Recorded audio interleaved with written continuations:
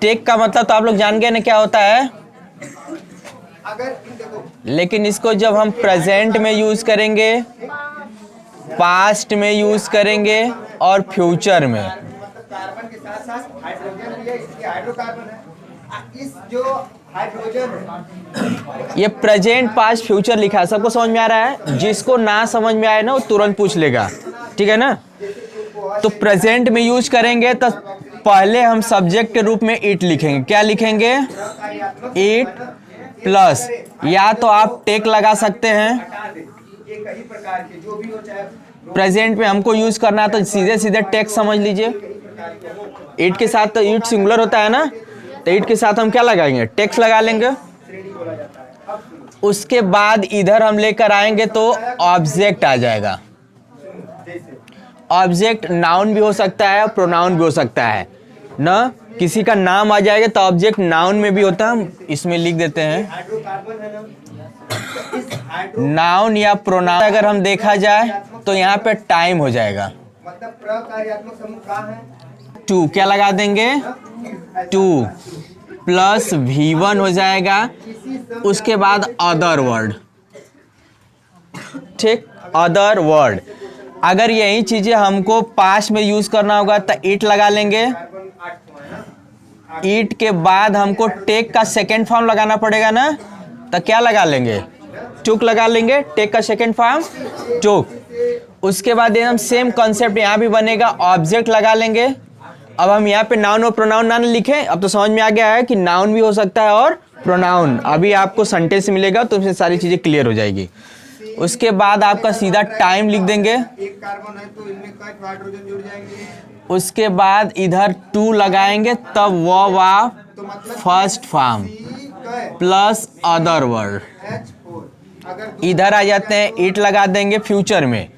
It के साथ तो विल लगाते हैं ना, इट प्लस विल। सेल की जरूरत नहीं ना पड़ेगी क्योंकि इट के साथ हमको विल ही लगाना पड़ता है, और आई और वी के साथ सेल होता है। उसके बाद इधर आ जाएंगे तो टेक हो जाएगा। क्या हो जाएगा? टेक प्लस ऑब्जेक्ट लिख दे। ऑब्जेक्ट नाउन या प्रोनाउन दोनों में हो सकता है। उसके बाद आपका टाइम हो जाएगा अब इनमें देखो प्लस कितना 2 लगा दीजिएगा।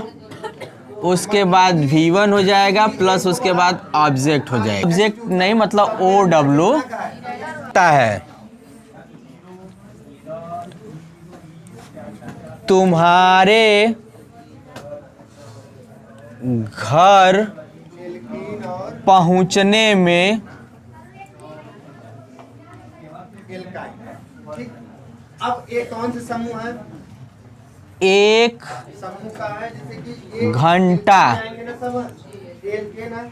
अगर वहीं पे हम डबल बॉन्ड एल्केन के लिए लगता है। मतलब अभी हम लोग सिर्फ प्रेजेंट में यूज कर रहे हैं ना, केवल प्रेजेंट में। लिखे तो हम तीनों का रूल है, लेकिन केवल अभी हम प्रेजेंट में यूज करा रहे हैं। दूसरा सेंटेंस हो जाएगा, प्लस मुझे कि अब हम अगर देख लेते हैं कि कार्बन अपने एक तरह से देख लेते हैं कि 8 कार्बन है। कोचिंग कार्बन है तो n बराबर कितना लेंगे? 8 लेंगे। तो अब सब पे तो निकल जाएगा कि जाने तो हाइड्रोजन कितना? में 8 प्लस 2 तो C8 प्लस 30 मिनट तब इससे ये निकल जाएगा ना। लगते हैं। एल्केन आएगा तो एल्केन के लिए पहले इट लगाएंगे ना, इट के साथ हमको क्या लगाना पड़ेगा?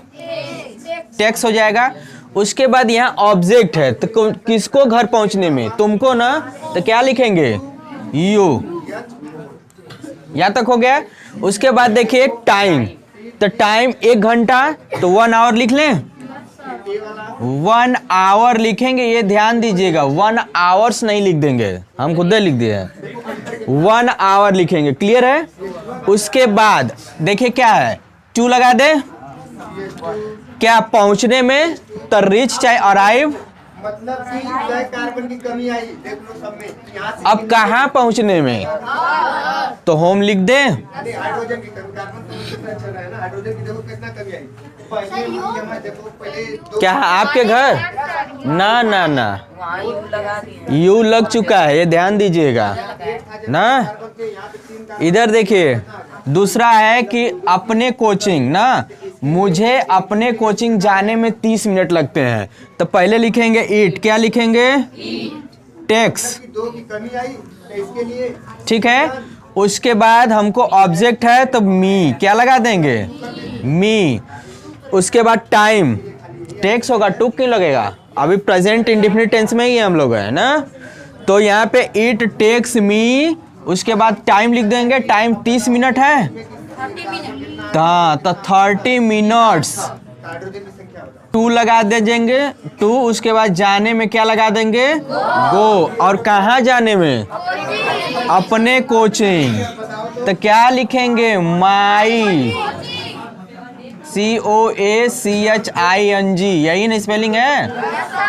अब छापिए, अगर इसका हम निगेटिव आए ना, सेंटेंस होगा कि तुम्हारे घर पर पहुंचने में 1 घंटे नहीं लगता है, तो बस करेंगे इट डज नॉट, क्या लिखेंगे, it does not take you 1 hour to arrive home. दूसरा देखिए, यहाँ पे हो जाएगा, मुझे अपनी कोचिंग जाने में 30 मिनट नहीं लगते हैं, तो लिखेंगे it does not take me 30 minute to go to.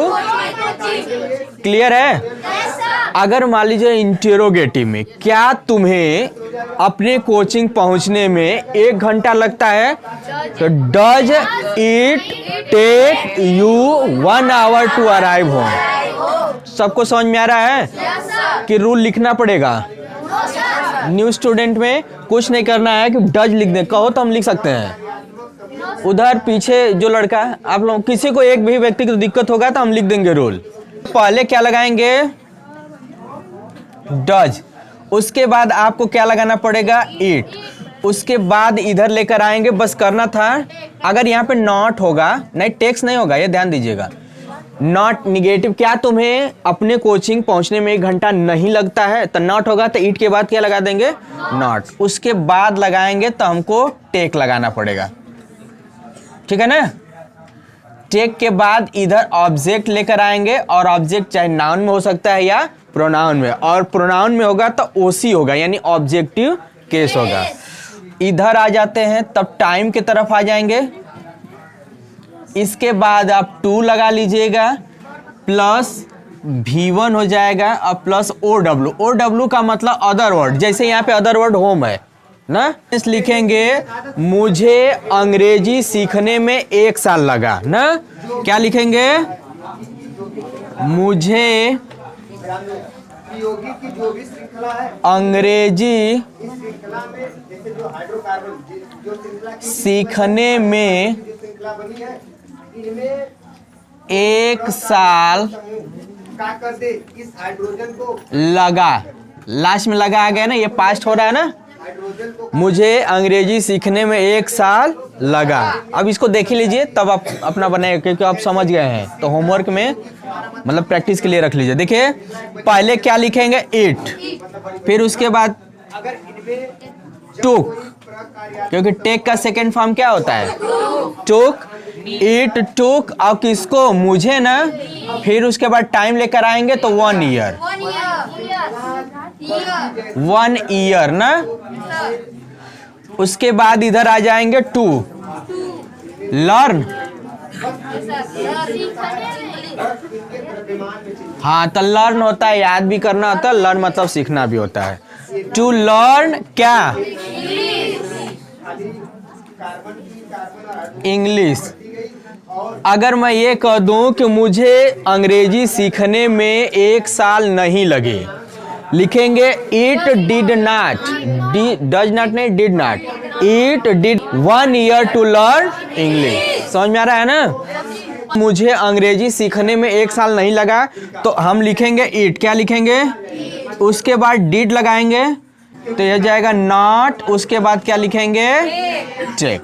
उसके बाद जैसे उसी तरह छाप दिया, यानी मी हो जाएगा 1 year to learn इंग्लिश। ठीक है, तो